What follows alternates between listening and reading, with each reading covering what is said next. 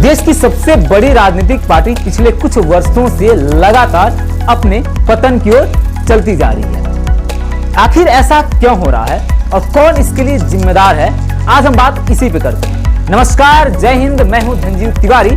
आप देख रहे हैं हाइलाइट्स न्यूज मीडिया। हमारे देश की जो सबसे पुरानी राजनीतिक पार्टी है कांग्रेस, इसका इतिहास लगभग 135 साल पुराना होने वाला है और ये पार्टी आज केंद्र से दूर तो है ही, साथ भी बहुत सारे अधिकांशतः राज्यों की से भी यह पार्टी दूर चली गई है। पूरे भारत में 5 से 6 राज्य ही ऐसे हैं जहां पे कांग्रेस सत्ता में है। उन राज्यों में से भी सिर्फ 2 राज्य राजस्थान और छत्तीसगढ़ ऐसा है जहां पे कांग्रेस अपने बलबूते अपने दम पर सरकार बना सकी है। जो भी राजनीतिक पार्टियां हैं, वो राजनीतिक पार्टियां अपने लिए मुख्यमंत्री का उम्मीदवार कैसे घोषित करेंगी या प्रधानमंत्री का उम्मीदवार कैसे घोषित करेंगी या उन पार्टियों का क्षेत्रीय अध्यक्ष कौन होगा, इस चीज का निर्णय लिया जाता है नेताओं की सक्रियता पे, नेताओं की कार्य शक्ति पे और नेताओं की कार्य शैली पे। लेकिन कांग्रेस पार्टी में यह काम पूरी तरीके से अलग तरीके से होता है। कांग्रेस पार्टी में जो भी निर्णय लिया जाता है या किसी भी राज्य का मुख्यमंत्री कौन होगा, ये जो निर्णय लिया जाता है ये इस बात पे लिया जाता है कि कौन नेता है जो गांधी परिवार के करीबी है। आप ऐसा कह सकते हैं कि कांग्रेस पार्टी पूरी तरीके से हाईजैक हो चुकी है गांधी परिवार के हाथों। इसका बहुत ही एग्जाम्पल हम देख सकते हैं, ताजा तरीन एग्जाम्पल है पंजाब का।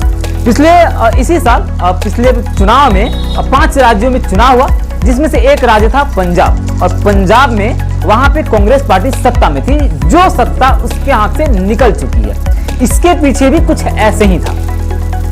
पंजाब में इससे पहले मुख्यमंत्री अमरिंदर सिंह थे, उनसे लेकर सत्ता दे दिया गया चरणजीत सिंह चन्नी को, और उसके बाद कवायद ये चलने लगी कि नवजोत सिंह सिद्धू पंजाब के मुख्यमंत्री के उम्मीदवार होंगे कांग्रेस की तरफ से। लेकिन चरणजीत सिंह चन्नी गांधी परिवार के करीब गए और फिर कांग्रेस ने चरणजीत सिंह चन्नी को मुख्यमंत्री का उम्मीदवार घोषित कर दिया। नतीजा यही था कि पंजाब में कांग्रेस बुरी तरीके से हार गई। ऐसा ही हुआ राजस्थान में अभी जो वहां के मुख्यमंत्री हैं अशोक गहलोत, और वहां के एक बहुत ही प्रभावशाली नेता हैं सचिन पायलट। इन दोनों के बीच में भी वही हुआ। जब चुनाव हो रहे थे तब सचिन पायलट पूरी तरीके से सक्रिय थे राजस्थान के चुनाव में, और ऐसा माना भी जा रहा था कि कांग्रेस की तरफ से सचिन पायलट ही हैं जो मुख्यमंत्री के उम्मीदवार हैं। लेकिन अशोक गहलोत कुछ दिनों तक दिल्ली में आगे रहे, गांधी परिवार के साथ आगे रहे, गांधी परिवार पे अपना भरोसा जीते, और नतीजा यही हुआ कि अशोक गहलोत को राजस्थान का मुख्यमंत्री बनाया गया, और तभी से अशोक गहलोत और सचिन पायलट के बीच में दूरियां बढ़ने लगी। और इसी तरीके से लगातार होता जा रहा है देश में। देखिए, सीधी सी बात है कि आपको जनता के बीच में रहना है और आपको जनता से वोट लेने हैं, तो जनता की प्रतिक्रिया को और जनता के इंटरेस्ट को भी आप समझिए कि जनता किसको अपना मुख्यमंत्री मानती है, या फिर आप उसी नेता को आगे करिए या उसी नेता के हाथ में बागडोर दीजिए जो उसके काबिल है। लेकिन समस्या यह है कि कांग्रेस पार्टी में ऐसा नहीं होता, क्योंकि कांग्रेस पार्टी में जो अभी पूरी तरीके से कोर कमेटी में बने हुए हैं, उनके पास ही काबिलियत की कमी है। हालांकि बहुत सारे लोग कहते हैं कि कांग्रेस को अपने लिए थोड़ी सी समीक्षा करने की आवश्यकता है। देखिए, मैं कुछ बातें एकदम साफ कर देता हूं। कांग्रेस को समीक्षा करने की आवश्यकता नहीं है।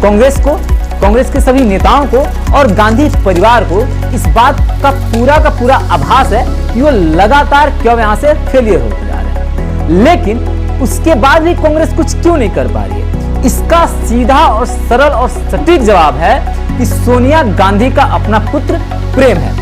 जाहिर सी बात है कि राहुल गांधी इतने काबिल नहीं है कि अपने बलबूते लोगों के बीच में जाएं और दौरा करें और फिर लोगों पे अपना विश्वास जीत कराएं। आपको पता होगा कि कांग्रेस के बहुत सारे नेता, एक बार 23 नेता मिलकर, और कांग्रेस के वे नेता जिन लोगों ने अपनी पूरी जीवन कांग्रेस को दिया, उन लोगों ने मिलकर एक बार अपील किया भी था कि कांग्रेस में अब नेतृत्व की कमी हो रही है, कांग्रेस का नेतृत्व किसी और के हाथ में दिया जाए।